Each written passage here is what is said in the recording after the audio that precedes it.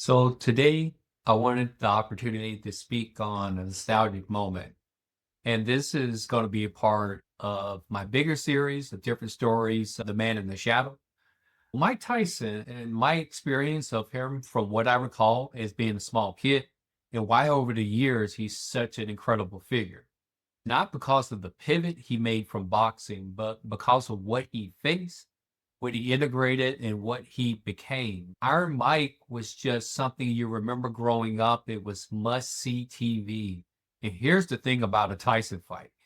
As amazing as it was, as much as you anticipated it, how scary this guy was, how good he was, you rarely saw the fights go past one or two rounds and people still lined up out of the stadium. So for me as a kid, I remember it watching pay-per-view and we have these fight parties. So you threw an uppercut in fun, you just said Mike Tyson.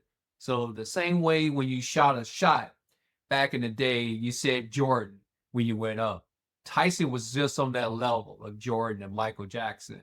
He was a worldwide phenomenon. So presence about him. He was very blunt and direct. He didn't cut back. He was really larger than life. But let me tell you who Mike Tyson really was. He was this scared kid from Brownsville, Brooklyn, that had this high pitch in his voice, a lisp, and everybody was fighting him and bullying him every day. And he dropped out because he couldn't just deal with the bullying. And he joined a gang at such a young age. And his mother called him a wild child, never proud. Father figure was never there. And then he met Cus D'Amato at 14.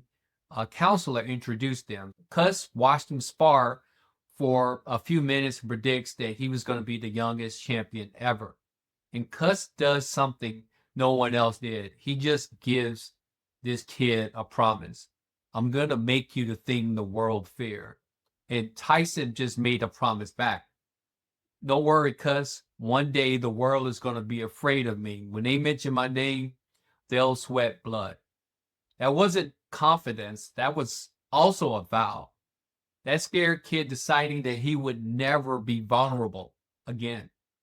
Cus creates the armor, the peekaboo style, that dead-eye stare of what Mike Tyson was and what people feared. November 22nd, 1986, 20 years old, he became the youngest champion in history, and he dedicates the victory to Cus, who died a year early. He's up there saying, "My boy did it," Tyson said. But Cus is gone, and the man who built the armor isn't there to help Tyson take it off. So, what happens when you bury the scared kid and become the destroyer? The armor gets heavier.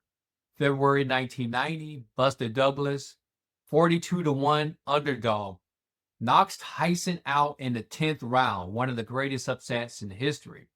And as I got older, still in high school, the trouble started. July 1991, Desiree Washington, he was Miss Black Rhode Island, 18 years old. At this hotel, Mike Tyson was convicted of rape in February of 1992.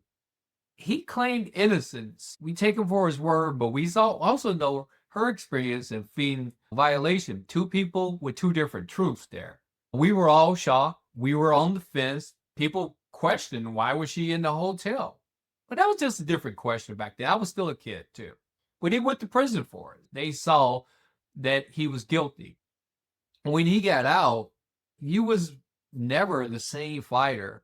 Before prison and after prison, two different people. In 1997, there was the ear-biting incident with Evander Holyfield, in which put everything out there, was really scared of the monster that we cheered for was becoming something else completely.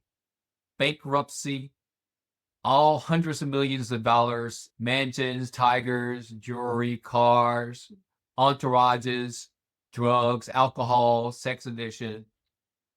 He just went crazy with it. That was in his words, this scared kid he's still living through that.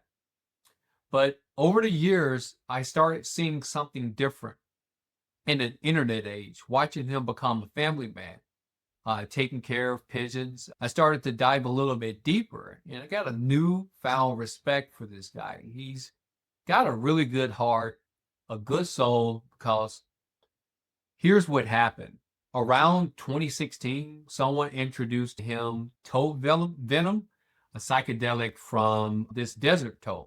The doctor told him, it feels like you jump into the heart of God and come back in 20 minutes. Tyson tried it with a shaman, not once, not twice, 80 to 90 times. He described it like this: I thought, I'm dead. My whole life is over. What was I trying to prove? I took this and it killed me. There's no way I'm going to survive this. But he did survive, and something shifted. Once I realized I was nothing, all the fancy stuff didn't matter. When you think you know everything, but you realize you don't know nothing, that's a big awakening. He stopped using the cocaine.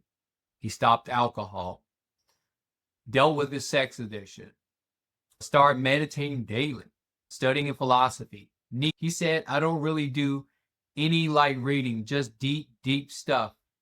I'm not a light kind of guy. And he started talking about the scared kid, not as something to destroy, but as something to hold.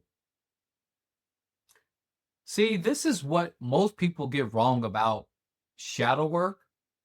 They think it's about letting your demons out once a week, screaming into the pillow, doing some workbook exercises.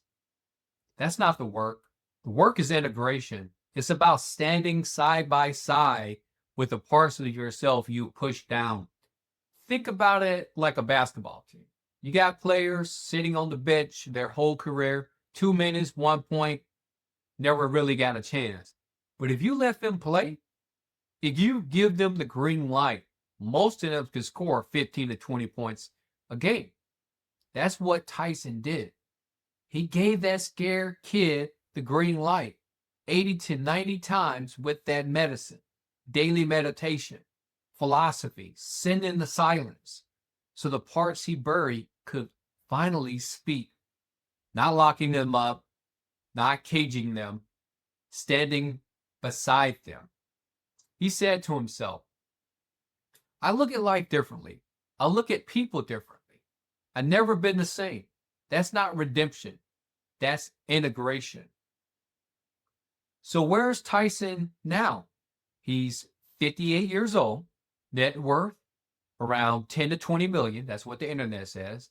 Tyson 2.0 has a podcast, media appearances, still married, stabilizing force, presence with his kids, still got that iron mic in him.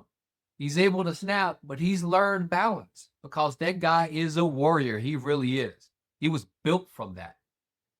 November 2024, he fought Jake Paul, lost the decision, but it didn't matter. What mattered was watching him walk into the ring again, older, slower, but somehow more present than he ever been. The most violent man I've ever saw taught me the most important lesson about peace. You can't destroy your way to freedom. You have to face what you've been running from. You have to let that scared kid play. And that's my take. I'm diving deeper into this because Tyson was probably my all-time favorite. I got a chance to see it. I was a part of it as a kid, the same way I put Jordan ahead of everyone else. But what I respect most now isn't the knockouts. It's the courage it took to take the armor off, to stop being the baddest man on the planet and start being a whole person. That is the real fight. Find your fit, find your balance.